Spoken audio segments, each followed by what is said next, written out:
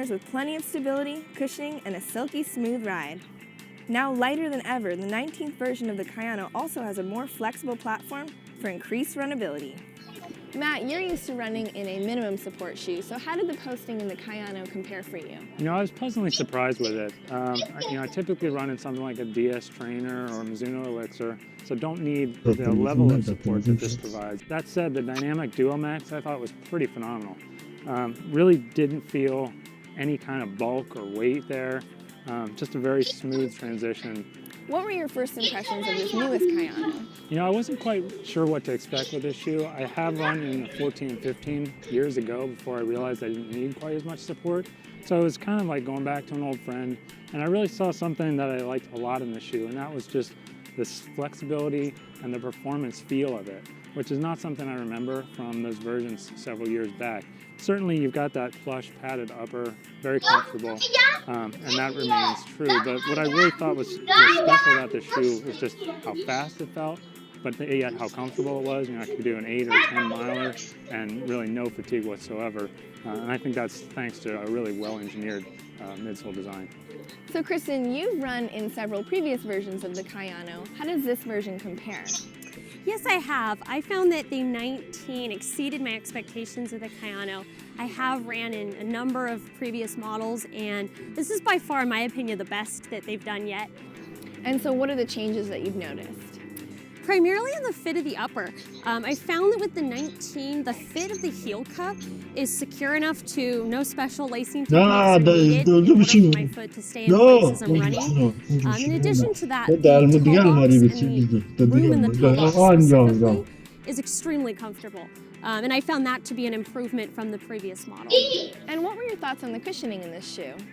Great cushioning. Found that this model will definitely allow you to take it out on really long runs. If you've been satisfied with the cushioning in the previous models of the Kayano, you'd certainly be happy with this one. So based on your experience, would you recommend the 19 to fans of the previous models?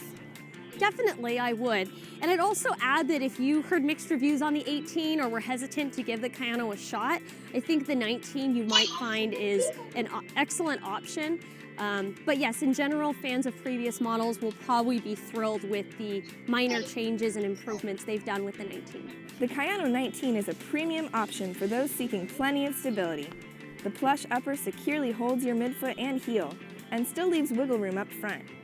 Gel units in the heel and forefoot offer impact protection for long runs, and the soft midsole gives a smooth ride that runs.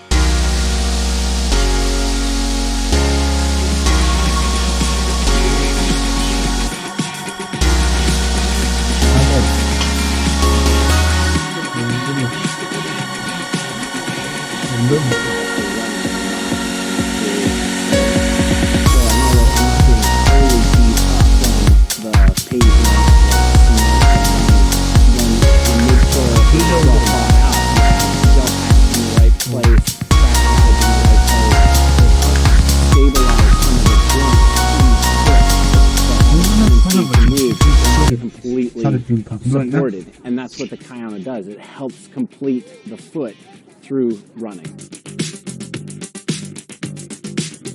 It's got a nice soft crash pad where I land. It takes my energy, absorbs it, and then as I'm releasing on the toe release, it propels me forward. I tend to pronate a little bit, and the Kayano 19 has enough posting to keep my arch supported through the crash and while my foot is on the ground, as well as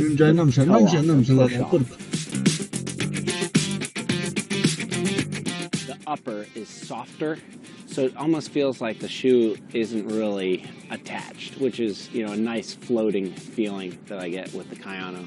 The laces lace up along the bone, so they're a little offset to match the right foot and the left foot. The Kayano reaches the most amount of people and in the best way. I think that's why it's the heartbeat of Aasics when it comes to a trainer.